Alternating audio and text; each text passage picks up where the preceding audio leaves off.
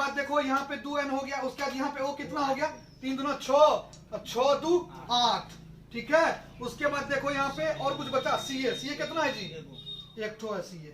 आगे इस साइड चलते हैं। अब यहाँ पे देखो CA कितना 1, अब n देखो यहाँ पे कितना है, बोलो 2, सेम हो रहा है। अब देखो यहाँ पे O कितना है, सब पहले देखो 2 3 6 2 8, उसके बाद H कितना है 2 2 4, ठीक है। अब मिला के देखो, पहले जोड़ लेते हैं सबको, तो 8 4 12, 12 2 14 1 15। दूसरा देखो 4 2 6 8 6 14 1 15। तो समीकरण सॉल्व हो। दोस्तों एक बार फिर से मेरे YouTube चैनल पे आप सभी का स्वागत है। आज हम बात करेंगे केमिस्ट्री, जो कि हाल ही फिलहाल में एग्जाम होने वाला है, ठीक है। केमिस्ट्री से रिलेटेड मैं 30 प्रश्न आपको बताऊंगा, जो कि एग्जाम में श्योर आना ही आना है। इससे रिलेटेड हम जो भी है उसका उत्तर भी सॉल्व करेंगे, प्लस में उससे रिलेटेड जो भी मुख्य इंफॉर्मेशन होगा वो भी मैं आपको बताऊंगा। तो चलिए देखते हैं पहला क्वेश्चन कौन सा है। तो पहला क्वेश्चन जो हमारा है वो कह रहा है संतुलित रासायनिक समीकरण क्या है, इसका एक उदाहरण दीजिए। तो देखिए संतुलित समीकरण क्या होता है। देखिए संतुलित समीकरण का मतलब होता है, संतुलित समीकरण वह समीकरण है जिसमें समीकरण के दोनों ओर प्रत्येक तत्व के परमाणु की संख्या समान हो। मतलब परमाणु की संख्या क्या हो, समान हो, उसे क्या कहते हैं, रासायनिक समीकरण कहते हैं, संतुलित समीकरण कहते हैं। मान लीजिए एक हम यहाँ पे एक एग्जांपल ले लेते हैं। चलिए देखते हैं कौन सा एग्जांपल है, H2 प्लस Cl2। अब यहाँ पे क्या हो जाएगा, बोलो HCl हो जाएगा। अब HCl हो जाएगा, क्या यह संतुलित समीकरण है, नहीं है संतुलित समीकरण। अब इसको संतुलित करने के लिए हमको क्या करना पड़ेगा, पहले देखना पड़ेगा। अब देखो सबसे पहले क्या करेंगे, H कितना है यहाँ पे 2 है, और Cl कितना है यहाँ पे 2 है, और देखो यहाँ पे HCl, अब इधर कितना है HCl, H कितना है यहाँ पे 1 है, और Cl कितना है यहाँ पे 1। तो यहाँ पे कितना लगा देंगे जो संतुलित हो जाएगा, 2 लगा देंगे, ठीक है। मतलब कह रहा है संतुलित समीकरण का मतलब दोनों ओर, समीकरण के दोनों ओर परमाणु संख्या क्या हो, समान हो। क्या हो, परमाणु संख्या समान हो, ठीक है। उसे क्या कहते हैं, संतुलित समीकरण कहते हैं। ये हो गया इसका एग्जांपल, ठीक है। उसके बाद आगे चलते हैं नेक्स्ट क्वेश्चन पे चलते हैं। देखो नेक्स्ट क्वेश्चन क्या कह रहा है, नेक्स्ट क्वेश्चन, कुछ समीकरण को संतुलित करें। कुछ समीकरण दिया गया है, उसको संतुलित करना है, ठीक है, समझना। सेम इसी टॉपिक से रिलेटेड है। अब देखो ये सारा क्वेश्चन जो है ना एग्जाम में पूछेगा ही पूछेगा, बस तुमको इस चीज का ध्यान रखना है, कि वो क्वेश्चन कितना टाइम में पूछेगा। चलो पहला समीकरण देखते हैं क्या है, HNO3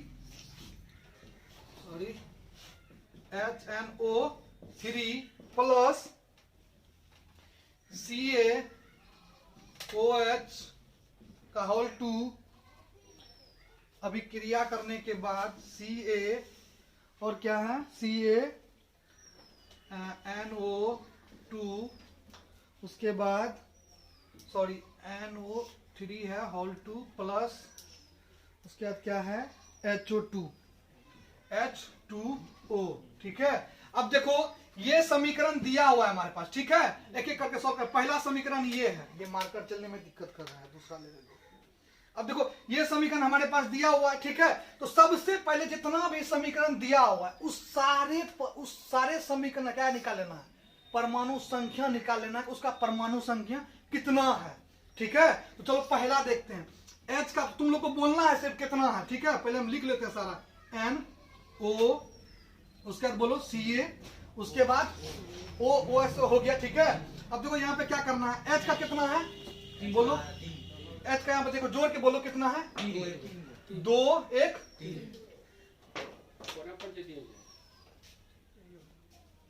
कितना होता है, 2 1 3, ठीक है। अब यहाँ पे N का कितना है, 1 कितना है यहाँ पे देख लो, इधर भी मिला के देखना 1, और यहाँ पे O कितना है, देखो 2 3 है यहाँ पे, और उसके 2 3 2 कितना हो गया 5 हो गया, और Ca कितना है यहाँ पे 1 है।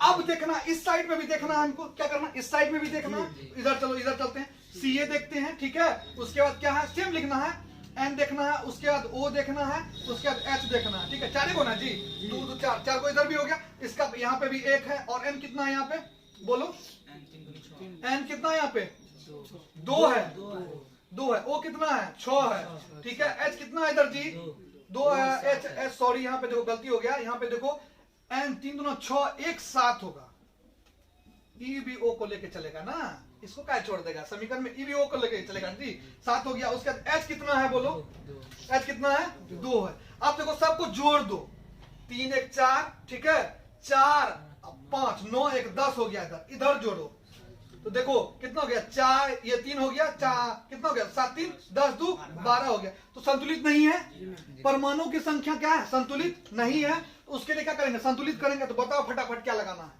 जल्दी से बताओ। अब देखो संतुलित करेंगे, पहले तो देखेंगे N को, H को देखेंगे, H इधर कितना है 3 है, इधर H कितना है 2 है, कितना है 2 है। तो सबसे पहले क्या करेंगे, कहां पे 2 लगाएंगे, यहां पे 2 लगा देंगे, अब प्लस में यहां पे 2 लगा देंगे। अब देखो जोड़ के देखो, इसको मिटा देते हैं, फिर से एक बार जोड़ते हैं, ठीक है, इसको मिटाते हैं, ठीक है, फिर से जोड़ते हैं एक बार, देखो फटाक से कर देते हैं। अब क्या करना है, अब देखो यहाँ पे कितना हो गया H, 2 प्लस 2 4 हो गया। अब फिर देखते हैं, अब ये देखो N तो 2 हो गया, यहाँ पे 2 है N, ठीक है। उसके बाद देखो यहाँ पे 2N हो गया, उसके बाद यहाँ पे O कितना हो गया, 3 दूना 6 6 2 8, ठीक है। उसके बाद देखो यहाँ पे और कुछ बचा, CA कितना है जी, 1 ठो है CA। आगे इस साइड चलते हैं, अब यहाँ पे देखो CA कितना 1, अब N देखो यहाँ पे कितना है, बोलो 2, सेम हो रहा है। अब देखो यहाँ पे O कितना है, तो पहले देखो 2 3 दूना 6 2 8, उसके बाद H कितना है 2 दूना 4, ठीक है। अब मिला के देखो, पहले जोड़ लेते हैं सबको, तो 8 4 12 12 2 14 1 15। दूसरा देखो 4 4 2 6 8 6 14 1 15। तो समीकरण सॉल्व हो गया, कुछ है, कुछ नहीं है समीकरण। बस इस ट्रिक से तुमको समीकरण ये बनाना, क्या है कि एग्जाम में तुमको क्या को पूछेगा, 5 ठो पूछेगा, ठीक है, 5 ठो पूछेगा, 1 ठो हम बताए काफी है तुम लोग के लिए, समझ गया। नेक्स्ट प्रश्न पे चलते हैं, नेक्स्ट प्रश्न देखते हैं क्या है मेरा, ठीक है। हमको बार बार पीछे मुड़ना पड़ता है, इसको जो है ना यहाँ पे कर दो तब ठीक रहेगा पढ़ने में। अब देखो एकल विस्थापन अभिक्रिया क्या है, ठीक है। एकल विस्थापन अभिक्रिया क्या, नाम से ही पता चल रहा है क्या, एकल मतलब एक, ठीक है। तो पढ़ते हैं क्या है, एकल विस्थापन अभिक्रिया वह है जिसमें किसी अणु में उपस्थित परमाणु या परमाणुओं के समूह को किसी दूसरे परमाणु द्वारा विस्थापित कर दिया जाता है। तो कह रहा है मतलब किसी अणु में, परमाणु का अणु में, ठीक है, उपस्थित, ठीक, क्या कर रहा है, उपस्थित, ठीक है, क्या कर रहा है, समूह में किसी दूसरे परमाणु द्वारा क्या कर दिया जाता है, स्थापित कर दिया जाता है, उसी क्या कहते हैं, एकल कहते हैं, ठीक है, क्या कहते हैं, एकल कहते हैं। तो चलो इसका चलते हैं, आगे चलते हैं नेक्स्ट क्वेश्चन पे। दूसरा है, दूसरा पॉइंट देखो, क्या कहते हैं, हाँ देखो यहाँ पे दूसरा वाला, हाँ। अब देखो चिप्स की थैली में कौन सी गैस होती है जिसके कारण से वो फुला हुआ होता है, NO2 होता है। अब देखो चिप्स की थैली जो होती है उसमें कौन सा गैस रहता है जो वो जिस कारण से वो फुला, चिप्स रहता है उसमें 10 से 5 ठो, मगर वो फुला रहेगा जैसे लगेगा ढेरी चिप्स है, लगता है ना जी, लगता है ढेरी चिप्स है, मगर ऐसा रहता है। देखो पढ़ते हैं, हम जानते हैं कि विकृत गंधिता के कारण थैली खाद्य पदार्थ कुछ समय के पश्चात रखने योग्य नहीं रह जाते हैं। खाद्य पदार्थ के विकृति होने की क्रिया, ठीक है, ऑक्सीजन की उपस्थिति के कारण होती है। ऑक्सीजन की अपेक्षा नाइट्रोजन कम सक्रिय होता है, उसमें क्या डालते हैं, नाइट्रोजन डालते हैं, इसी कारण से क्या डाल देते हैं, नाइट्रोजन, NO2। सही बोला लड़का, क्या बोला, NO2 की उपस्थिति के कारण क्या होता है, चिप्स की थैली में जो खाद्य पदार्थ रहता है वो सड़ता नहीं है, ठीक है, वो उसका जो है मतलब खाने में वो सब दिन जैसा रहेगा, मतलब उसका भी एक पीरियड है रे, उसका भी देखता है, कोई भी चिप्स का पैकेट रहता है तो उस पर लिख दिया रहता है 6 मंथ बिफोर, मतलब 6 मंथ बिफोर, मतलब 6 महीने तक इसको आप यूज कर सकते हैं, उसका एक्सपायरी डेट रहता है ना जी। तो वही चिप्स का थैली का 6 महीने तक रहता है, मगर ये जो नाइट्रोजन उसमें भरा जाता है, मशीन द्वारा भरा जाता है, ठीक है। जब उसमें डाला जाता है तो क्या किया जाता है ना कि उस चिप्स की थैली के अंदर क्या डालता है, NO2 भी डाला जाता है, ठीक है, NO2 भी डाला जाता है। आगे चलते हैं, नेक्स्ट प्रश्न को देखते हैं।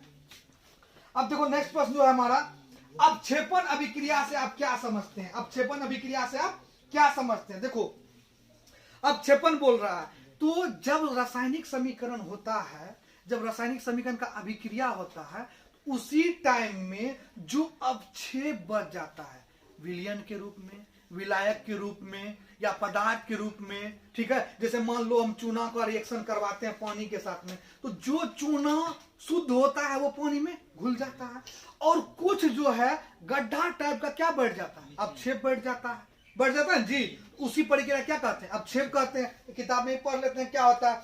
वैसी अभिक्रिया जिसमें दो यौगिक के जलीय विलयनों को परस्पर मिश्रित करने पर विलयन से एक ठोस पदार्थ अपक्षेपित होता है।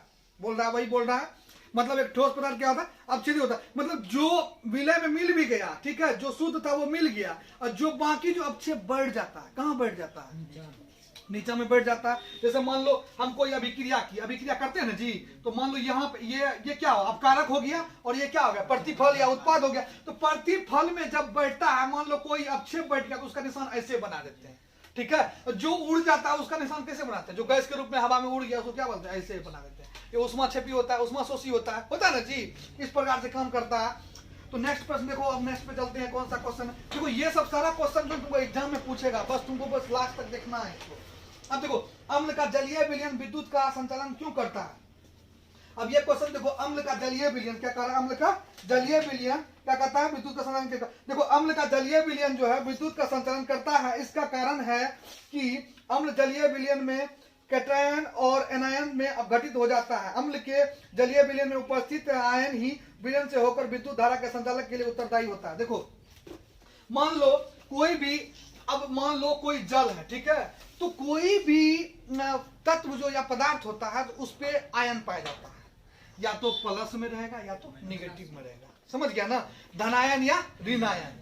तो उसी धनायन और ऋणायन के कारण जो है विलयन के अंदर जो है अम्ल के अंदर जो है क्या होता है, क्वेश्चन क्या कर रहा है, विद्युत जाता और आता है, मतलब संचालित होता है। इसलिए जो अम्ल होता है वो विद्युत का क्या होता है, संचालक होता है, सुचालक होता है, ठीक है। विद्युत क्या होता है, सुचालक होता है। कौन, अम्ल, ठीक है। क्योंकि किस लिए अम्ल होता है, धनायन और ऋणायनीकरण, किस कारण से, धनायन और ऋणायनीकरण से, ठीक है। नेक्स्ट चलते हैं, नेक्स्ट क्वेश्चन देखो, नेक्स्ट क्वेश्चन क्या है, अब कह रहा है नेक्स्ट में, जल की अनुपस्थिति में अम्ल का व्यवहार अम्लीय क्यों नहीं होता है। अब देखो, जल की अनुपस्थिति मतलब जल नहीं है, अनुपस्थित है जल, तो उसका व्यवहार क्या अम्लीय क्यों नहीं होता, उसके बारे में कह रहा है। जल की अनुपस्थिति में अम्ल आयनित होकर H+ आयन प्रदान नहीं कर सकता, अतः यह अम्लीय गुण नहीं दर्शा सकता है। इसके अम्लीय व्यवहार के लिए जल विलायक की उपस्थिति में अनिवार्य है, क्योंकि ये जलीय विलयन में ही आयनित होकर H+ आयन प्रदान करते हैं। अब देखो, यहाँ पे समझने वाला पॉइंट है, क्या कहता है ना कि देखो, जब जल में ये मिला हुआ नहीं रहता, कौन, अम्ल, तो ये आयनित क्यों नहीं प्रदान करता है, क्या कारण है। क्योंकि देखो, यही कारण है कि ये जब जल में मिल जाता है तो ये H+ से क्या कर लेता है, रिएक्शन कर लेता है। H+ से क्या कर लेता है, रिएक्शन कर लेता है। रिएक्शन करने के बाद क्या हो जाता है, ये आयनित में कन्वर्ट हो जाता है। इसलिए ये जल की अनुपस्थिति में आयनित नहीं होता, यही कारण है, समझ गया ना। नेक्स्ट चलते हैं, नेक्स्ट क्वेश्चन है हमारा। अब देखो, विरंजक चूर्ण क्या होता है, इसका रासायनिक नाम और सूत्र उपयोग करके बतावे, ठीक है। तो सबसे पहले तुम लोग हमको विरंजक चूर्ण का फॉर्मूला बताओ क्या होगा। एक आदमी कोई बोलो, CaOCl2, ठीक है। तो ये विरंजक चूर्ण का क्या हो गया, सूत्र हो गया। अब यहाँ पे क्वेश्चन में कह रहा है रासायनिक नाम, सूत्र एवं उपयोग। अब देखो, विरंजक चूर्ण जो है एक स्वतः चूर्ण है, क्या है, मतलब श्वेत रंग का इसका रंग होता है। कैसा रंग होता है, श्वेत रंग का रंग होता है, समझ गया ना। इसके बाद इसका फॉर्मूला तो जानिए रहा, CaOCl2, ठीक है। आगे चलते हैं, जिसमें क्लोरीन की गंध क्या बराबर निकल, क्लोरीन रंग का क्या निकलता है, इसमें गंध निकलता है। कैसा गंध निकलता है, क्लोरीन का गंध जैसा होता है वैसे गंध इससे निकलता है। गंध मतलब सेंट, जो नाक में सूंघते हैं हम लोग, समझ गया ना, वही। उसके बाद देखो, इसका रासायनिक नाम जो है कैल्शियम क्या है, ऑक्सीक्लोराइड है। क्या है, कैल्शियम ऑक्सीक्लोराइड, क्या है, कैल्शियम ऑक्सीक्लोराइड है इसका रासायनिक नाम, ठीक है। दूसरा देखो, या चूना का क्लोराइड भी कह सकते हैं, क्या कह सकते हैं, चूना का क्लोराइड भी कह सकते हैं, समझ गया ना, क्या कह सकते हैं, चूना का क्लोराइड भी कह सकते हैं। नेक्स्ट चलते हैं, इसका सूत्र जो होता है CaOCl2, ठीक है, CaOCl2। या तो तुम पोस्ट में लिख सकते हो, या तो तुम ऐसे भी लिख सकते हो। कैसे, CaO क्या, Cl, ठीक है, Cl, ऐसे भी लिख सकते हैं जी, ऐसे भी लिख सकते हो और ऐसे भी लिख सकते हो, दोनों टाइप से लिख सकते हो, समझ गया ना। दूसरा देखो, इसका उपयोग कहाँ पे होता है, ठीक है, विरंजन के क्या चीज में बोलो, विरंजन के रूप में। उसके बाद पीने के जल को शुद्ध करने में होता है। अब देखो व्यंजक चूर्ण का एक जगह व्यंजक के विस्कर्मण में और पीने के जल को शुद्ध करने के लिए। अगर मान लो तुम पीने वाला जल चाहता है और वो शुद्ध नहीं है तो उसको शुद्ध कैसे करना होगा, व्यंजक चूर्ण मार देंगे तो क्या हो जाएगा, शुद्ध हो जाएगा। समझ गया ना। नेक्स्ट क्वेश्चन पे चलते हैं। एक यौगिक का नाम लिखें, ठीक है, क्वेश्चन ध्यान सुनना। एक यौगिक का नाम लिखें जो क्लोरीन में अभिक्रिया करके विरंजक चूर्ण देता है। रासायनिक अभिक्रिया का समीकरण लिखें, ठीक है, रासायनिक अभिक्रिया का समीकरण भी बोला लिखने के लिए। उसके बाद विरंजक चूर्ण बनाने की विधि का वर्णन करें, ठीक है। तो हम लोग जानते हैं विरंजक चूर्ण कैसे बनता है, बता देते हैं। अब देखो व्यंजक चूर्ण बनाने का क्या विधि है। यौगिक का नाम देखो, यौगिक का नाम पहले बुझा हुआ चूना, क्या नाम है, बुझा हुआ चूना, ठीक है, या कैल्शियम हाइड्रो, बोलो क्या, कैल्शियम हाइड्रो ऑक्साइड। मतलब फॉर्मूला क्या लिख लेते हैं, CaOH का होल 2, ठीक है, CaOH का होल 2, ठीक है, CaOH का होल 2। उसके बाद देखो तो सूक्ष्म बुझा हुआ चूना अर्थात कैल्शियम हाइड्रोक्लोराइड का हाइड्रो ऑक्साइड पर क्लोरीन गैस प्रवाहित करने पर विरंजक पाउडर प्राप्त होता है। अब देखो इस पर क्या प्रवाहित कर रहे हैं, इस वाले पर हम लिखिए देते हैं पूरा, समझ गया ना, इसका लिख देते हैं, बना देते हैं CaOH का होल 2। अब इस पे क्या प्रवाहित कर रहे हैं, देखो इस पे क्या प्रवाहित करेंगे, देखो क्या प्रवाहित करेंगे, जो बनेगा हमारे पास Cl2, क्या Cl2 प्रवाहित करने के बाद, ठीक है, क्या बनेगा हम लोग के पास, क्या बनेगा बोलो तो, CaOCl2 प्लस में क्या बनेगा, H2O, पानी निकलेगा, ठीक है। तो ये हमारा समीकरण एक बार संतुलित देख लो, ठीक है, संतुलित है, एक बार देख लो समीकरण को ध्यान से, संतुलित है कि नहीं है, ध्यान से देख लो। है कौन सा इसके पास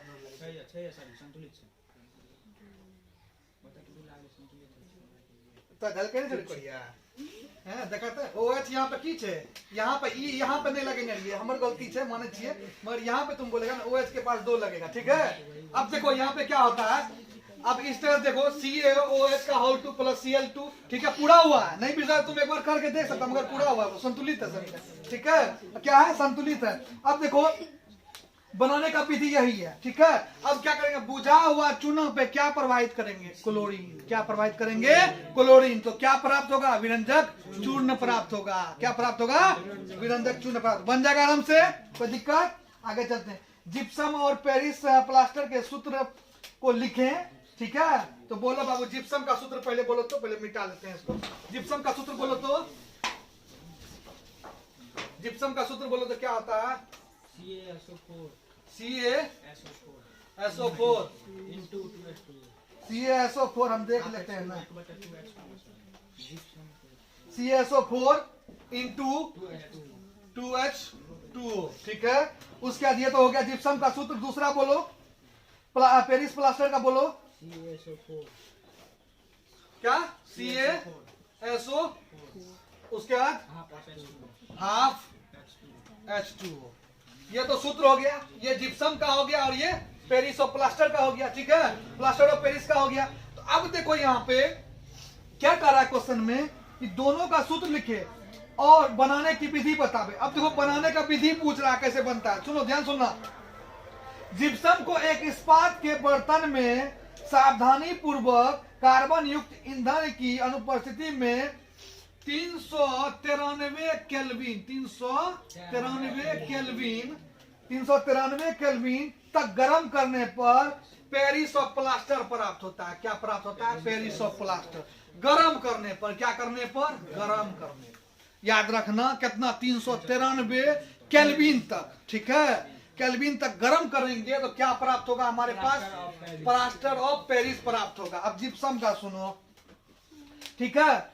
अब देखो जिप्सम का अधिक ताप बढ़ने नहीं दिया जाता है क्योंकि पेरिस प्लास्टर अपना रवाकर का जल खो देता है और इसके जमने का गुण नष्ट हो जाता है। कार्बन की उपस्थिति में CaCO2 बन जाता है, इसलिए कार्बन युक्त ईंधन का उपयोग नहीं किया जाता। जो कार्बन ईंधन का युक्त करना, कार्बन मतलब क्या, कोयला, ठीक है, कोयला क्या करता है, कोयला युक्त कार्बन ईंधन है, समझ गया ना, याद रखना। इस तरीके से ये बनता है। अब देखो किससे बनता है, तो जिप्सम से बनता है। किससे, जिप्सम से। जिप्सम को जब हम गर्म करेंगे, कितना पे गर्म करेंगे? 393। कौन सा ईंधन होना चाहिए? तो कार्बन युक्त ईंधन होना चाहिए, जैसे कोयला। समझ गया ना? हाँ, समझता है तुम लोग, बहुत तेज है। दूसरा क्वेश्चन देखो, दूसरा क्वेश्चन कह रहा है सोडियम, पोटेशियम और लिथियम का तेल के अंदर संग्रहित क्यों किया जाता है? जानता है जी क्यों किया जाता है? बताओ। देखो अब बताते हैं। सोडियम, पोटेशियम और लिथियम अत्यंत अभिक्रियाशील धातु है। क्या है? अत्यंत, तुरंत अभिक्रिया कर लेता है किसी के साथ, फटाक से। समझ गया ना? इसी कारण वो कहाँ रखा जाता है जी? केरोसिन तेल में डुबा के रखा जाता है। बस इतना ही जानना है। समझ गया ना? आगे चलते हैं, नेक्स्ट क्वेश्चन देखो। अत्यंत अभिक्रिया धातु होने के कारण बावजूद अल्युमिनियम का उपयोग खाना बनाने, बर्तन के निर्माण में किया जाता है। क्यों? कहता है कि अल्युमिनियम तो अत्यंत अभिक्रियाशील है, फिर भी उसका अल्युमिनियम का खाना बनाने में क्यों युक्त करते हैं? क्यों युक्त करते हैं? नहीं, सुनो बता देते हैं। देखो, अल्युमिनियम वायु में उपचयित होकर अपनी सतह पर ऑक्साइड की एक परत बना लेता है। वायु से वो क्या करता है? वायु है ना वातावरण में, उससे क्या करके रिएक्शन करके अपने सतह पर क्या बना लेता है? एक परत बना लेता है। क्या बना लेता है? एक परत बना लेता है। क्या हुआ? एक परत बना लेता है। ठीक है। उसके बाद देखो, इसी कारण से वो क्या, इसी कारण से वो उसमें हम क्या करते हैं? खाना पीना बनाते हैं, क्योंकि उसके ऊपर एक परत जमा हुआ है, वो अभिक्रियाशील नहीं होगा, इसी कारण से। ठीक है। दूसरा, सोना, चांदी और लेप्टिनियम के आभूषण बनाए जाते हैं। कारण बताएं क्यों? सोना चांदी का ही क्यों आभूषण? जब जवाहरात पहनते जो है, सिकड़ी, चैन, अंगूठी, है ना? जैसे हमरा देखो है ही, है ना? समझ गया ना? ये हम पहने हैं तो ये सोना का है, वो सोना का है, तो इसको बनवाया कैसे? कैसे क्यों बना के यही पहनते? लुहोक काहे पहने? क्या कारण? लुहोक पहन सकते हैं ना? तो वही कारण सुनो। सोना, चांदी और लेटियम अत्यंत कम अभिक्रियाशील चमकीले धातु हैं। समान ताप पर वायु और वाष्प से अब इसका संरक्षण प्राय नहीं होता है। अत्यंत यह अपनी चमक बनाए रखते हैं और इसलिए आभूषण बनाने के लिए उपयुक्त धातु है। ये बहुत ही कम अभिक्रियाशील क्या है? तत्व है। ठीक है, तत्व है। यह बहुत कम अभिक्रियाशील मतलब तत्व है, और इसकी चमक जो रहती है बरकरार रहती है सब दिन तक। क्या रहती है? तुम देखना, चांदी तुम पहनेगा, चांदी का चैन पहनेगा या सोने का चैन पहनेगा, चमक घटता है उसका? रेगुलर चमक रहेगा ही रहेगा उसका, कभी चमक नहीं घटता है, बिल्कुल चमक बना। इसी कारण से हम लोग इसका पहनते हैं। मगर लोहा में क्या होता है? वाष्प से रिएक्शन करके उसमें जंग लग जाता है। इसमें जंग लगेगा? नहीं लगेगा जंग, क्योंकि ये वाष्प से रिएक्शन नहीं करता, कम अभिक्रियाशील है। इस सब में रिएक्शन नहीं होता, वायु से रिएक्शन नहीं करता। समझ गया ना? इसलिए नेक्स्ट क्वेश्चन देखो, अभी तो बहुत क्वेश्चन है। निम्नलिखित मिश्र धातु में घटक के साथ उपयोग को लिखें। अब स्टील में कौन सा घटक पाया जाता है? बताओ, स्टील में कौन सा घटक पाया जाता है? ध्यान से सुनना। देखो, यह आयरन, निकेल, क्रोमियम का मिश्र धातु है। याद रखना, यह आयरन, निकेल, क्रोमियम का मिश्र धातु है। तीन गो का। किसका किसका? आयरन बोलो, आयरन बोलो, निकोरियम, ठीक है, और मिश्र धातु का क्या है? और निकेल भी है, सॉरी निकेल भी है। तीन ठो, फिर से बोल रहे हैं, Fe प्लस Ni प्लस और क्या है? Cr। ठीक है, तीन ठो का ये क्या है? मिश्र धातु है। अब देखो इसका उपयोग, ठीक है, इसमें घरेलू बर्तन, बल्ब, बॉल बेयरिंग, प्लेट, हवाई जहाज एवं मोटर के पार्ट, पुर्जे आदि बनाए जाते हैं। किससे? स्टील से। अब जो बर्तन जो घर में हम लोग यूज करते हैं, थाली, चमकीला थाली होता है जी, स्टील का बर्तन, स्टील का बर्तन जो यूज करते हैं। उसके बाद जो मोटरसाइकिल देखा है तुम लोग जी, उसका जो ऊपर का इंजन का जो ऊपर का अति जो रहता है कवर, वो देखता है स्टील कलर का रहता है जी। जल्दी उसमें जंग लगता है? नहीं लगता, वो भी स्टील का बना होता है। इस सब में तीन को धातु मिला रहता है। कौन सा? आयरन, निकेल और क्रोमियम। ठीक है, ये सब मिला रहता है, ये तीन को धातु रहता है। इसका उपयोग भी तुम लोग जान गया, घरेलू बर्तन में, मोटरसाइकिल के पार्ट्स में। ठीक है, आगे चलते हैं। नेक्स्ट देखो, दूसरा कौन? पीतल या तांबा। ध्यान से देखना, ये तो पहला नंबर हो गया। दूसरा नंबर, यह तांबा। तांबा का फॉर्मूला क्या होता है जी? Cu plus zinc Zn plus, और बोलो जी, बस इतने ठो, मतलब Cu और जिंक। ठीक है, Cu और Zn मतलब जिंक। समझ गया ना? ये मिला होता है, समझ गया ना, कॉपर और जिंक का मिश्रण होता है, ठीक है, किसका, पीतल में, किसका, पीतल में, समझ गया ना। अब देखो इसका उपयोग कहाँ होता है, इसमें घरेलू बर्तन, नलियां, कारतूस एवं यंत्रों के पार्ट्स में बनाए जाते हैं। पीतल का कारतूस, गोली देखा, गोली ठाई ठाई में चलता है, हैं, वो गोली का जो, जब गोली छूटता है, जैसे मान लो, अब तुम हम समझाते हैं, ये मान लो ये क्या है, इसके अंदर ये गोली है, ठीक है, ये इसके अंदर गोली है। अब मान लो जब इस पे ऐसे यहां से मारते हैं जी, जब मारते हैं तो ये कारतूस यहीं रह जाता है, ठीक है, और ये गोली बाहर चल जाता है, गोली जिसको मारते हैं उसको लग जाता है और कारतूस बाहर निकल के गिर जाता है, समझ गया ना। तो ये किसका बना होता है, पीतल का बना होता है। पीतल किसका बना होता है, कॉपर और जिंक का, समझ गया ना। इतना उपयोग घर के बर्तनों में भी होता है, बहुत सारा क्या मैकेनिकल पार्ट्स में भी यूज होता है, समझ गया ना। आगे चलते हैं, और कौन सा है, कासा।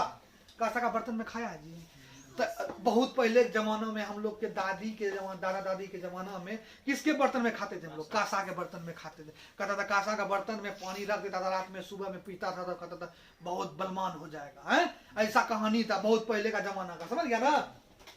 अब देखो क्या होता है, यह तांबा एवं टीन का बना होता है, तांबा एवं टीन का, किसका, तांबा एवं टीन का, ठीक है, Cu प्लस टीन, टीन का फॉर्मूला क्या है, Sn, टीन का क्या होता है, Sn, क्या होता है, Sn। अब ये तांबा और टीन का बना होता था, ठीक है। अब देखो इसमें घरेलू बर्तन, मूर्तियां, सिक्के, जहाज, मशीन आदि बनाए जाते। कौन सब, घरेलू बर्तन, सिक्के, जहाज, मूर्तियां। मूर्ति किसका बना होता है जी, खास करके पीतल का, देखा है, मूर्ति खरीदने के लिए जाएगा, देखा पीतल कलर का मूर्ति मिलता है जी। घर में हम लोग अपना जो भगवान होता है, जो भगवान का जो घर होता है, उस घर में पीतल का मूर्ति डालते हैं जी। जो सब काली माँ हो, दुर्गा माँ हो, जो सब भगवान होता है सबका डालते हैं जी। तो वो किसका होता है, पीतल का होता है। खास करके मूर्ति में ज्यादा उपयोग होता है, बर्तन में बहुत कम उपयोग होता है। उसके बाद मोटर गाड़ी में वो भी होता है, हवाई जहाज के वाहन में भी होता है, समझ गया ना। आगे चलते हैं, नेक्स्ट क्वेश्चन देखो क्या है। नेक्स्ट क्वेश्चन देखो कह रहा है, हीरा विद्युत का कुचालक होता है किंतु ग्रेफाइट सुचालक क्यों होता है। बहुत इंपॉर्टेंट क्वेश्चन है, मोस्ट इंपॉर्टेंट क्वेश्चन एग्जाम के लिए। हीरा विद्युत का कुचालक मतलब हीरा में विद्युत प्रवाहित नहीं होता है, मगर ग्रेफाइट में पेंसिल जो लिखते हैं उसी का ग्रेफाइट कहते हैं जी। उसमें विद्युत क्या हो जाता है, पास कर जाता है। मतलब क्या करना, तुम्हें क्या करना है, वो पेंसिल छील लेना, ठीक है, इधर से हाथ सटा देना, उसको बोर्ड में से घुसा देना, करंट नहीं लगता, तुम्हें पटाख से करंट लग जाएगा, समझ गया ना। क्योंकि वो क्या होता है, सुचालक होता है। अब याद रखो, निप्पो बैट्रिक जो टॉर्च में यूज करते हैं, पता है ना जी, निप्पो बैट्रिक जो टॉर्च में यूज करते हैं, पेंसिल वाला और क्या मोटा वाला जो आता था पहले 3 सलिया टॉर्च के लिए, वो बैट्रिक यूज करते हैं, उसमें भी वो क्या रहता है, ग्रेफाइट का पोल लगा रहता है। चारों बगल कार्बन का क्या धातु भरा रहता है, और उसके बीच में क्या रहता था, पोल लगा रहता था, प्लस और माइनस का पोल जो रहता है ना बीच में, अंदर में रे ऐसा टाइप का रहता था, ऐसा टाइप करेगा, ऐसा टाइप का देख रहा है, ऐसा टाइप का रहता है, समझ गया ना। तो वो भी उसमें भी ग्रेफाइट क्यों यूज कर रहा है, तो ग्रेफाइट क्या है, विद्युत का सुचालक का क्यों है। सुनो, हीरे की संरचना नियमित चतुष्फलकीय है। हीरे की जो संरचना है वो कैसी है, चतुष्फलकीय है। कैसी है, चतुष्फलकीय, ठीक है। जो त्रिविम में फैलकर विहित अणु बनाती है, त्रिविम में फैलकर क्या बनाती है, विहित अणु बनाती है। उसके बाद इसमें युक्त इलेक्ट्रॉन नहीं होते, इसमें मुक्त इलेक्ट्रॉन नहीं होते, सॉरी इसमें इलेक्ट्रॉन मुक्त नहीं होता है। एक बग से ऐसे इलेक्ट्रॉन पकड़ के बैठा रहता है, पकड़ हीरा को तुम तोड़ना जल्दी नहीं टूटेगा, टूटता है जी, क्योंकि उसका इलेक्ट्रॉन बहुत जटिल तरीके से क्या पकड़ के रखता है, समझ गया ना। उसके बाद देखो, अतः हीरा विद्युत का कुचालक होता है। इसी कारण से हीरा क्या होता है, विद्युत का कुचालक। अब जस्ट इसका अपोजिट चलो, ग्रेफाइट में क्या होता है, सुनो, ग्रेफाइट में षष्ठकोणीय होता है। कैसा होता है, षष्ठकोणीय। षष्ठकोणीय कैसा होता है जी, ऐसा ऐसा ऐसा ऐसा ऐसा ऐसा, ये षष्ठकोणीय हो गया। कैसा हो गया, षष्ठकोणीय हो गया। बना ही देते हैं, देखो ग्रेफाइट में षष्ठकोणीय विलय होते हैं। हाँ कोई बात नहीं, कोई मस्त कर देंगे। ग्रेफाइट में षष्ठकोणीय विलय होते हैं जो परस्पर जुड़कर परमाणुओं की विशाल परत बनाते हैं। यह परत कुछ अंतराल पर एक साथ रहते हैं। देखो ये एक अपने अंदर क्या, ग्रेफाइट अपने अंदर एक वाल बना लेता है, ठीक है, क्या बना लेता है, वाल बना लेता है। और देखो इसके बाद क्या होता है, ये जो है अपने अंतराल पर एक साथ रहते हैं, परत पर क्या रहते हैं, एक साथ रहते हैं। उसके बाद इस प्रकार ग्रेफाइट में अनेकों वलय एक दूसरे के ऊपर शिथिल रूप से सटे रहते हैं। क्या रहते हैं, सटे रहते हैं। और इसमें इलेक्ट्रॉन मुक्त रहते हैं, इसमें इलेक्ट्रॉन मुक्त रहते हैं, समझ गया ना। जो संपूर्ण रवाजालक में गमन कर सकते हैं। ये जो बना हुआ, ठीक है, इसमें इलेक्ट्रॉन गमन करते रहता है, गमन करते रहता है। जब इलेक्ट्रॉन गमन करेगा तो वहां विद्युत का क्या होगा? सुचालक। हम लोग का शरीर करंट का क्या है? विद्युत का सुचालक की कुचालक? सुचालक। क्यों? हम लोग के अंदर में क्या पाया था? इलेक्ट्रॉन। कहाँ पे? ब्लड में। कहाँ पे? ब्लड में। हम लोग को जब करंट लगता है तो हम लोग के शरीर से क्या खींच लिया जाता है? ब्लड खींच लिया जाता है। उसमें जो इलेक्ट्रॉन होता है सब खींच लेता है। कौन? करंट। ठीक है। अगर हम हाथ को ऐसे से रगड़ते हैं तो हाथ क्या होता है? गर्म हो जाता है। किस कारण से गर्म होता है? क्योंकि इलेक्ट्रॉन है हमारे हाथ में। ठीक है। हमारे शरीर में क्या है? इलेक्ट्रॉन है। वो क्या करते रहते हैं? गमन करते रहते हैं। जब उसको आपस में रगड़ते हैं तो क्या होता है? वो गर्म हो जाता है। अब देखो क्या होता है जब धातुओं का वायु में दहन होता है। अब देखो यहाँ पे क्वेश्चन दिया है, क्या होता है? 2018 में पूछा है ये क्वेश्चन। ठीक है, सॉरी, पहला क्वेश्चन वो कर दिया था। देखो पहला क्वेश्चन एक और है, सुन लो। निम्नलिखित अभिक्रियाओं के संतुलित रासायनिक समीकरण लिखें। तो पहला अभिक्रिया क्या है? थोड़ा सा पढ़ते हैं। ठीक है, कह रहा है अभिक्रिया का नाम दिया हुआ है। ठीक है, 2018 में क्वेश्चन पूछा है, याद रखना, कंफर्म है, पूछेगा एग्जाम। हम क्वेश्चन का टारगेट देखो, 12 का क्वेश्चन का जो हम टारगेट देखे थे, उसका टारगेट जो था 2015 से 20 के बीच में था। तुम लोग का भी सेम है उसी तरह से। 2015 के बीच में जितना भी क्वेश्चन है सबको क्या करो? घोट के पी जाओ, रट जाओ, जो करना पड़े। सूत के पढ़ो, टेंगड़ी ऊपर करके पढ़ो, कैसे भी पढ़ो, मगर सारे क्वेश्चन को क्या करो? रट जाओ, हर सब्जेक्ट में। समझ गया ना? किसी भी हाल में रट जाना है इस क्वेश्चन को, समझा? अब देखो क्वेश्चन पे आते हैं। पहला जो हमारे पास जो है, पहला जो अभिक्रिया है वो क्या है? देखो कह रहा है लोहे की जल के भाप के साथ अभिक्रिया करें। लोहे की जल के भाप के साथ अभिक्रिया करें, मतलब लोहा का जल उसको क्या करना है? भाप के साथ अभिक्रिया करना है। तो सबसे पहले लोहा को लिखेंगे Fe, लोहा का फॉर्मूला Fe। अब उसके बाद जल का क्या होगा? H2O। क्या होगा? H2O। अभिक्रिया करवाएंगे तो क्या प्राप्त होगा? बोलो Fe बोलो क्या होगा? Fe3O4 प्लस क्या? H2 ऊपर मुक्त हो जाएगा। अब संतुलित बोल रहा है इस अभिक्रिया को करने के लिए। संतुलित क्या करने के लिए? संतुलित करने के लिए। यहाँ पे कितना लगेगा? फटाफट बोलो। यहाँ पे 3, यहाँ पे 2, कहाँ पे? यहाँ पे 2 जोड़ लेते हैं एक बार फिर से। आप लोग के मतलब तुम लोग के लिए, तुम लोग सुनो, तुम लोग के लिए एक बार सावधानी के लिए, इसमें कुछ समझता है कुछ नहीं समझता है, फोकस है। H2 के पास कितना होगा? 4। यहाँ पे भी 4। और कहाँ पे? और कहीं पे कुछ होगा? देख लो एक बार बढ़िया से। चलो देख लिए। चलो अब बताओ हमको, अब ये जो 3 है, अब यहाँ पे जोड़ लेते हैं एक बार। Fe को निकाल लेते हैं। और एक दूसरे को ना है जी, एक और है, ऑक्सीजन भी है। Fe कितना है? 3 है। और H कितना है? 8 है। 4 दूना 8 बोले। हाँ 4 दूना 8 बोलिए तो 8। ओ बोलो, ओ कितना है? ओ है 4। अब उसके बाद इधर बोलो Fe का मान। Fe 3 है। O बराबर 4 है। H बराबर कितना है? 8। तो फूट गया। 8 4 12, 12 3 15। ठीक है, फूट गया ना? तो ये हो गया पहला वाला, मतलब लोहे की जल को भाप के साथ अभिक्रिया कराएंगे। अगर तुम लोग को पूछेगा तो अभिक्रिया लिख के संतुलित कर देगा, कोई दिक्कत नहीं ना? बोलो रे।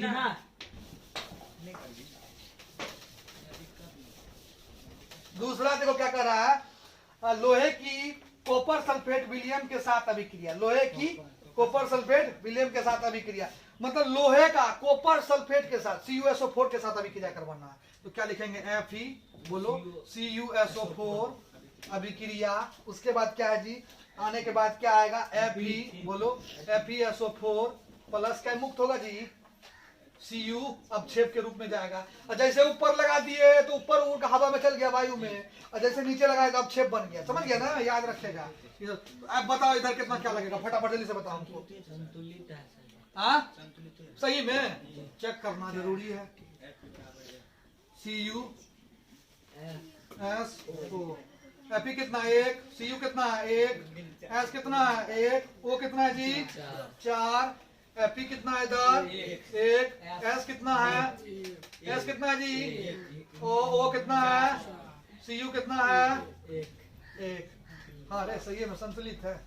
चलो संतुलित है। अब इसमें यह समझना है कि मतलब लोहे जो है, लोहा किससे कर रहा है, लोहा के CuSO4 से अभिक्रिया कर रहा है, मतलब किससे अभिक्रिया कर रहा है, लोहा कॉपर सल्फेट से कर रहा है। किसे कर रहा है, कॉपर सल्फेट के विलियम से कर रहा है। तो संतुलित अभिक्रिया, इसमें कोई दिक्कत नहीं होगा, तुम लोग को आराम से लिख सकता है। अब चलो आगे चलते हैं। नेक्स्ट क्वेश्चन एक और है, क्या होता है जब धातु का वायु में दहन होता है? क्या होता है जब वायु का दहन होता है? दो टाइप का क्वेश्चन है इसमें। एक और क्वेश्चन है, क्या होता है जब धातु जल के साथ अभिक्रिया करता है? एक धातु वायु के साथ और एक जल के साथ। मोस्ट इंपोर्टेंट है, समझ गया ना, पूछेगा एग्जाम में। समझ में आवे छोड़ रे, हाँ नहीं तो समझ में तो की करबो, ज्यादा समझे न करबो। चलो बोलो, पहले बोलो तो कौन सा है अभिक्रिया? तो पहले अभिक्रिया किसे कराएंगे, धातु का प्लस वायु का करवाएंगे। तो धातु में क्या ले लेते हैं, Mg ले लेते हैं। क्या लेते हैं, MgO2। अभिक्रिया करने के बाद क्या, MgO2 प्लस कुछ वो करेगा है? नहीं आएगा। अब इसको संतुलित करना है, बताओ। संतुलित है, मगर हमको नहीं लग रहा संतुलित होगा, क्योंकि देखो इसलिए लगाना पड़ रहा है ना कि समीकरण को संतुलित करना पड़ता है। क्या करना पड़ता है, संतुलित करना। अगर मान लो कहाँ पे, कहाँ पे, तब ना 4 टूटता है। दूध ना 4, दूध ना 4, ठीक है, हाँ पूरी। इस बार ये संतुलित हो गया। तो अब देखो ये क्या है, धातु, ये क्या है, वायु। अभिक्रिया किया तो क्या बनाया जी, धातु। बोलो क्या बनाया, जल्दी बोलो क्या बनाया, मैग्नीशियम ऑक्साइड बनाया। क्या बनाया, मैग्नीशियम ऑक्साइड बनाया। दूसरा देखते हैं किसके साथ बोल रहा है अभिक्रिया कराने के लिए, जल के साथ। किसके साथ, जल के साथ बोल रहा है अभिक्रिया कराने के लिए। तो जल के साथ करवाते हैं। तो एक सोडियम ले लो, Na लेना, ठीक है, 2Na प्लस O2 लेगा। यहाँ पे जल ना बोले है जी, यहाँ पे जल होगा तो H2O होगा ना। कहाँ है तुम लोग का माथा रे, H2O है। उसके बाद इसको अभिक्रिया कराने के बाद क्या आएगा जी, बोलो, Na प्लस H2O। मारबो तो मारना, बुझली, धागा ने पर भी घर सुनली फल अपनी भेल रे, देखते हैं NaOH, ठीक है, प्लस H2। अब देखो अभिक्रिया यहाँ पे 2 बैठा दो, यहाँ पे कब, यहाँ पे 2 कर दिलिए, यहाँ 2 दे दिलिए। देख लीजिए, जोड़ के एक बार देख लीजिए, NaOH। अब देखो 2 H कितना, 2 ना 4, हट 4, इधर 2, ठीक है। अब देखो इधर देखो 2, N कितना हो गया, Na कितना हो गया 2, H कितना हो गया, H कितना हो गया जी 2, और O कितना हो गया 2। देखो मिल रहा है, हाँ देख रहे हैं, हम भी देख रहे हैं, मगर यहाँ पे 2 नहीं लगेगा जी, तुम लोग 2 लगवाया, 2 गुना 4 हो गया। अब वो संतुलित है जी। Na इधर भी 2 है और H इधर भी 4 है, इधर भी 4 है। उसके बाद O कितना, इधर भी 2, इधर भी 2 हो गया ना, ये संतुलित हो गया। चलो समय बहुत ज्यादा भाग रहा है, देखना लंबा हो जाएगा। तो अब चलो आगे चलते हैं। अब देखो संयोजकता इलेक्ट्रॉन क्या है, सोडियम परमाणु में वर्तमान संयोजकता इलेक्ट्रॉन की संख्या बता रहे हैं। संयोजकता सबको पता है, कैसे निकलता है संयोजकता, बताओ तुमको जरा सा, तुम लोग संयोजकता कैसे निकालते हैं जी, सब पढ़ लो तो सब एग्जाम के टाइम में है ना, सब खत्म कर दो। सुन नंबर पे किसी तत्व के परमाणु के बाह्यतम सेल में बाह्यतम 8 इलेक्ट्रॉन पाता है। जितना इलेक्ट्रॉन पाता है, जितना इलेक्ट्रॉन मिलता है, जो इलेक्ट्रॉन उपस्थित रहता है, ठीक है, अगर उसका संयोजकता निकालना तो वही उसका क्या हो जाएगा संयोजकता। जैसे सोडियम का बोल रहा है Na, तो ठीक क्या 2 बोलो कितना 11 है ना, 2 8 1, तो इसका बाह्यतम अवस्था में कितना इलेक्ट्रॉन है, 1 इलेक्ट्रॉन। तो ये कितना रिएक्शन करेगा जी, कि किसको दे देगा, किसी को दे देगा, बदले में क्या लेगा, साथ लेवोट करेगा जी, तब ना इसका इलेक्ट्रॉन पूरेगा, वैसे पूरेगा नहीं पूरेगा। अगर इसका ये एक इलेक्ट्रॉन इसका खत्म कर देते हैं तो ये क्या अपना बाध्यता कक्षा प्राप्त कर लेता है, अपना संयोजकता प्राप्त कर लेता है। अगर इसको रिएक्शन किसी से करवाना, जैसे मान लो NaCl नमक का फॉर्मूला है, ठीक है। अब नमक का फॉर्मूला NaCl से इसको अभिक्रिया करवाएंगे तो NaCl, Na के पास कितना है, 1 है, और Cl के पास कितना, 7 है, ठीक है। तो अभिक्रिया जब करवाएंगे तो Na का ऐसे ले लो कट्टम कुट्टा, और Cl का ले लो बिंदा, ठीक है। अब ये एक इलेक्ट्रॉन इससे ले लिया, अब बाकी ये भी इससे एक इलेक्ट्रॉन ले लिया, 7 इलेक्ट्रॉन ले लिया, तो ये हो गया अभिक्रिया। तो NaCl का अभिक्रिया, संयोजकता मतलब क्या हुआ, जो इलेक्ट्रॉन खोकर या पाकर अपना बाह्यतम कक्षा में क्या हो, स्थिर हो जाए, बढ़ जाए, वो क्या हो गया, संयोजकता हो गया। समझ गया ना, बहुत इजी है, ये सब क्वेश्चन पूछेगा तो। नेक्स्ट चलते हैं, धातु के साथ लोहा का अभिक्रिया हो जाएगा नहीं, ये वाला बता दें, देख लो स्पीड में बताते हैं, समय बहुत कम है, समझ गया ना। चलो धातु कौन सा लेगा जी, चलो कोई सा Fe ले लेते हैं, ठीक है। Fe लोहा बोल रहा है, Fe ले लिए, उसके बाद क्या बोला, किसके साथ अभिक्रिया बोल रहा है करने के लिए, भाप के साथ अभिक्रिया बोल रहा है करने के लिए, तो पानी भाप क्या हो गया, जलन हुआ जी, तो H2O हो गया। अब अभिक्रिया कराएंगे तो क्या बनेगा, बोलो फटाफट जल्दी बोलो जाओ, FeOH बनेगा, Fe3O4 बनेगा, Fe3O4 बनेगा, प्लस में H2 क्या, अभी तुरंत बताइए वाला समीकरण, हवा में उड़ जाएगा। यहाँ पे 4 लगा दो, इधर बोलो कितना लगाएंगे जल्दी से फटाफट, है 3, यहाँ पे भी 4 हो गया, संतुलित हो गया, ठीक है। ये हो गया किसके साथ अभिक्रिया करने पर, भाप के साथ लोहा का अभिक्रिया करने पर। सेम क्वेश्चन पूछ दिया, ये बताए हुए हैं, ठीक है। नेक्स्ट चलते हैं। अब देखो संयोजकता क्या होता है, संयोजकता कार्बन में घुस गए, कार्बन और उसके यौगिक में संयोजकता क्या होता है, हाँ संयोजकता क्या होता है बताओ क्या होता है। देखो कार्बनिक यौगिक में पाए जाने वाली वैसी घटना जिसमें एक ही अणुसूत्र में विभिन्न यौगिकों का बोध होता है, जिनके गुण में अंतर पाया जाता है, जिनके गुण में क्या पाया जाता है, अंतर पाया जाता है, और एक ही अणुसूत्र में व्यक्त होने वाले विभिन्न यौगिक संयोगिक कहलाते हैं। मान लो यौगिक एक ही होता है मगर अणुसूत्र मतलब सूत्र एक ही होता है, ठीक है, सूत्र क्या होता है, एक ही होता है, मगर उसका का गुण जो है यौगिक का, उस गुण में कुछ भिन्नता पाया जाता है। क्या पाया जाता है, भिन्नता। उसी चीज को क्या कहते हैं, संयोजकता कहते हैं। अब संयोजकता देखो, इसका फॉर्मूला तुम लोग देख लो। अब देखो यहाँ पे 2 फॉर्मूला दिया हुआ है, पहला दिया हुआ है किसका जी, देखते हैं। अब देखो यहाँ अंतर कैसे कैसे बताया है। सबसे पहले अंतर देते हैं, C2H6O, C2H6O। अब इसका फॉर्मूला हम लोग लिखेंगे तो कैसे लिखेंगे बोलो, C क्या गो है, 2 गो है, और बताओ 6 गो H, देखा 6 गो पुरले H, एगो यहाँ पुर गेले ना।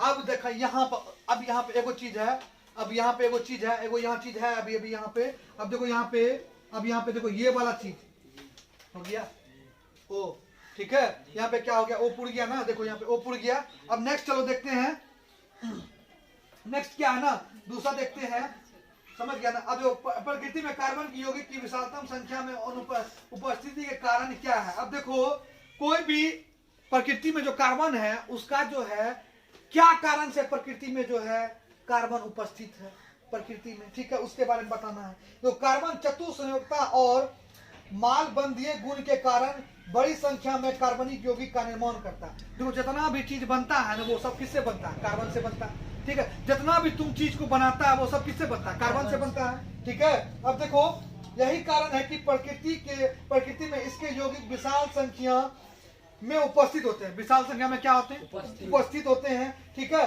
कार्बनिक यौगिक की अपेक्षा कार्बनिक यौगिक की संख्या काफी अधिक होती है। कार्बनिक यौगिक की क्या बोला, कार्बनिक यौगिक की अपेक्षा कार्बनिक यौगिक अधिक होती है, मतलब कार्बनिक यौगिक की जगह कार्बनिक यौगिक, ठीक है, कार्बन यौगिक की जगह कार्बनिक यौगिक ज्यादा पाया जाता है। समझ गया ना, सीधा समझना है। नेक्स्ट क्वेश्चन है, समजाति श्रेणी से आप क्या समझते हैं, ये तो बताए हम समजाति श्रेणी क्या होता है। देखो समजाति श्रेणी वैसी यौगिक है श्रेणी होती है जिसके सभी सदस्यों को किसी समान सूत्र द्वारा व्यक्त किया जाता है, जैसे कि CnH2n+2, CnH2n-2, CnH2n। बस हो गया ना, ये 3 प्रकार से होता है, इसी को समजाति श्रेणी कहते हैं। इसमें जैसे जैसे तुम चाहेगा वैसे वैसे बांटते जाओ, सूत्र लगाते जाओ और क्या बनाते जाओ। नंबर ऑफ एन मानना है, सिर्फ क्या मानना है, नंबर ऑफ। मान लो नंबर ऑफ एन तुम कितना रख लिया, 1 रख लिया। नंबर ऑफ एन कितना, 2 रख लिया। नंबर ऑफ एन कितना, 3 रख लिया। इस तरह से समझना सेम ही हो जाएगा। अब देखो निम्नलिखित यौगिक का संरचना सूत्र बनाइए। कह रहा है क्लोरोप्रोपेन का संरचना सूत्र बनाने के लिए। क्लोरोप्रोपेन का संरचना सूत्र नहीं बनेगा, आराम से बनेगा, देख लेते हैं एक बार। अब देखो क्लोरोप्रोपेन का संरचना सूत्र कैसे बनता है, तो इसका सबसे पहले बता दूंगा कितना होता है जी। C3 बोलो, C3 बोलो, C3 कितना, H कितना जी, H कितना, 8 की 7। क्लोरोप्रोपेन बोल रहा है, क्लोरोप्रोपेन क्या बोल रहा है वहां पे, देखने दो हमको, क्लोरोप्रोपेन बोल रहा है, तो इसका हो जाएगा हाँ 7 Cl, ठीक है। अब देखो यहाँ बनेगा कैसे, 3 को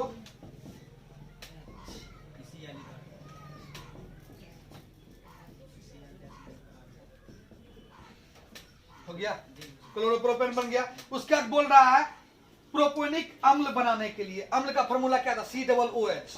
अम्ल का फॉर्मूला क्या होता है, COOH होता है। तो इसको उसी में सेम टू जोड़ देंगे, ठीक है। क्या करेंगे, देखो ध्यान से देखना, इसको मिटाएं। अब देखो कह रहा है प्रोपेनिक अम्ल का बनाने के लिए, तो इसका देखो फॉर्मूला कैसे बनेगा। पहले C ले लेंगे 3 को, ठीक है, पहले C ले लिए। अब देखो यहाँ पे क्या करेंगे ना, 5 H लेंगे। कितना लेंगे, 5 H, ठीक है। कितना लेंगे, 5 H ले लेंगे, ठीक। दूसरा, अब यहाँ पे देखो C है हमारा। अब देखो यहाँ पे क्या लगाने के लिए बोला, COOH लगाने के लिए बोल रहा है जी। अब COOH को कैसे लिखेंगे, तो COOH को देखो कैसे लिखेंगे, ध्यान देना थोड़ा सा, 5 मिनट। अब देखो COOH को क्या करेंगे, पहले इधर 2 को बना देंगे, ठीक है, इधर बना दिए, फिर यहाँ पे O दे देंगे और H कर देंगे, हो गया। ये देखो 1 2 4 को इसका पुट गया, 2 को ऑक्सीजन का पुट गया, 1 2 को ये ऑक्सीजन का पुट गया, एगो हो गया ना। प्रोपेनिक अम्ल का पूछेगा तो बन जाएगा आराम से। नेक्स्ट चलते हैं, आगे चलें, चलो। अब दूसरा देखो, दूसरा है साबुन एवं अपमार्जक में अंतर बतावें। 2015 में पूछा है बिहार बोर्ड के एग्जामिनेशन। साबुन और अपमार्जक दोनों एक ही चीज है, मगर साबुन लगाते हैं शरीर में, अपमार्जक लगाते हैं कपड़ा में लगाते हैं, कपड़ा धोते हैं, क्या करते, कपड़ा उससे धोते। सबको पता है इसके बारे में, ये इंपॉर्टेंट क्वेश्चन है, इसको नोट कर लेना, ठीक है। दूसरा चलते हैं, मेंडलीव के आवर्त सारणी की त्रुटियां का वर्णन करें। अब मेंडलीव का जो आवर्त सारणी था उसमें क्या त्रुटि था, क्या त्रुटि था उसमें, तुम लोग को पता होगा, इसके बारे में तुम अपना से देख लेना, ठीक है। ये क्वेश्चन हम बता दें, समय नहीं मेरे पास। आवर्त सारणी में उत्कृष्ट गैसों का अलग समूह क्यों रखा गया, आवर्त सारणी में इनर्ट गैस को क्यों रखा गया, लास्ट में देखा है, आर्गन, क्रिप्टन, जनन, नियन है ना, रेडॉन है ना, उसको क्यों अलग रखा गया, उसके बारे में जान लो, इंपॉर्टेंट है। मेंडलीव के बाद किस गैसों का आविष्कार हुआ था, इसके इनके बाह्यतम सेल का इलेक्ट्रॉन जो विन्यास था NH2 NP6 He को छोड़कर, जिसका इलेक्ट्रॉनिक विन्यास 1s2 है, इसके बाह्यतम सेल में अष्टक He में द्वितक, ठीक है, पूर्ण होने के कारण यह निष्क्रिय होते हैं। अतः आवर्त सारणी का व्यवस्था छेड़े बिना इन्हें एक नए समूह में रखा गया। अब देखो बताते हैं इसको क्यों रखा गया। यहाँ पे H होता है जी, यहाँ पे He होता है ना जी, क्योंकि इसके बाह्यतम कक्षा में जो था, इलेक्ट्रॉन की बाह्यतम संख्या जो था इसका बाह्यतम कक्षा में, ठीक है। लड़की क्या कर रही है, इधर ध्यान। इसके बाह्यतम कक्षा में है, कितना इलेक्ट्रॉन आता है, 2 इलेक्ट्रॉन आता है, He का कितना होता है, 2 होता है। इसी कारण से जो है इसको इस मतलब मेंडलीव जब आवर्त सारणी बना दिया, उसके बाद कौन सा गैस मिला, इनर्ट गैस मिला, अकड़ीय गैस मिला। तो अकड़ीय गैस को इसलिए इसको बिना छेड़छाड़ किए, क्या इसके बाह्यतम कक्षा में मूल सेल के रूप में क्या मान लिया, 1s2 मान लिया, ठीक है, मूल सेल के रूप में मान के इसको एक अलग आवर्त में क्या कर दिया, विभक्त कर दिया। समझ गया ना, यही कारण तुम लोग को लिखना, समझ गया ना। नेक्स्ट क्वेश्चन है, देखते हैं, हाँ, H2S एवं F2 की इलेक्ट्रॉनिक बिंदु संरचना बता दें। H2S बोल रहा है, बन जाता है, वो तो बन ही जाते, हमरा पता है, क्या थोड़ा बन जाएगा, सरवा के नींद लागे, भूख लगे लो। H2S ठीक है। अब H2S क्या होता है, H2, अब H2S है तो क्या करेंगे बताओ, कैसे बनाएंगे H2S, क्या करेंगे बताओ, क्या करेंगे, S बीच में रखेंगे और H इस बगल। सबसे पहले S का फार्मूला अति परमाणु संख्या बताओ कितना होता है। हाँ 16 होता है, सोच समझ के बोलना, 16 होता है। तो इसका निकाला 2 8 10 6, तो कितना बॉन्ड बनाएगा, 2 को बॉन्ड बनाएगा, 2 को बॉन्ड बनाएगा। तो यहाँ पे कितना है, 2 है, हम लोग धर के, ठीक। तो पहले ये क्या करेगा, इससे पूरा इलेक्ट्रॉन ले लेगा, 8 को प्राप्त हो गया। अब ये इससे ले लेगा, इसे करके, समझ गया ना, ले लिया ना जी, इस प्रकार से करके ले लेगा, समझ गया ना, इस प्रकार से करके ले लिया। अब देखो दोनों एक दूसरे से क्या कर लिया, अब दोनों एक दूसरे से क्या कर लिया, इलेक्ट्रॉन का आदान प्रदान कर लिया, ठीक है। अब देखो दूसरा है Fe2, दूसरा क्या है Fe2 का फॉर्मूला बताओ क्या होता है, जल्दी से बताओ, परमाणु संख्या क्या होता है, जल्दी बताओ। हाँ जल्दी बताओ। अरे चट्टा 7 होता है लास्ट में, बाद में एग्जाम में कितना इलेक्ट्रॉन होता है जी, 7 होता है। सोच समझ के बोलना, फ्लोरीन का क्या होता है बंटी कुमार, 7 होता है, ठीक है। पहले परमाणु संख्या बताओ कितना था, वापस 9 2 7 7 2 9, ठीक है। तो फ्लोरीन का बनाना है, तो 2 को फ्लोरीन ले लिए, ठीक है। अब देखो, सॉरी क्या होगा, 6 को हुआ, देखो 7, ये इससे ले लेगा और ये इससे ले लेगा, ठीक है। इस प्रकार से दोनों का पूर जाएगा, ये हो गया P2 का बन जाएगा, ठीक है। एक और क्वेश्चन है, देखो लास्ट क्वेश्चन है, लास्ट क्वेश्चन, ऊर्जा संकट के समाधान के उपयोग का उल्लेख करें, ऊर्जा संकट के समाधान का। अब देखो ऊर्जा संकट बोलना, ये तो क्या कहते हैं, सोशल साइंस का क्वेश्चन है, ठीक है, ज्योग्राफी का।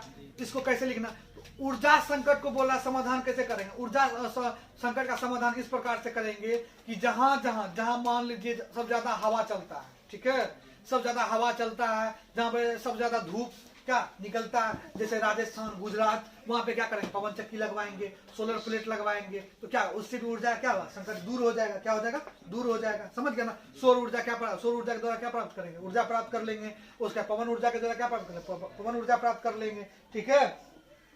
ये सभी क्वेश्चन हो गया तुम्हारा क्लियर। अब देखो इस सभी क्वेश्चन में तुमको क्या करना है ना, इस सारे क्वेश्चन को तुमको एक बगल से रट जाना, तुम लोगों को पता चल गया कौन सा क्वेश्चन आएगा, ठीक है।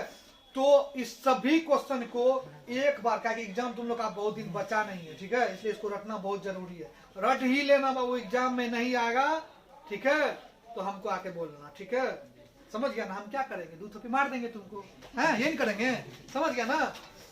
हम तो कहेंगे पढ़ने के लिए, बाकी पूछने का कौन पूछेगा जी, ऊपर से पूछेगा, है समझा, तो याद करना है, समझा। एग्जाम ज्यादा 17 तारीख से एग्जाम है तुम लोग का, ठीक है। आप लोग से भी कहते हैं भाई लोग, जो भी इस चैनल पे पहली बार आए हैं सब्सक्राइब कर दीजिएगा, वीडियो अच्छा लगे तो शेयर जरूर कर दीजिएगा, धन्यवाद।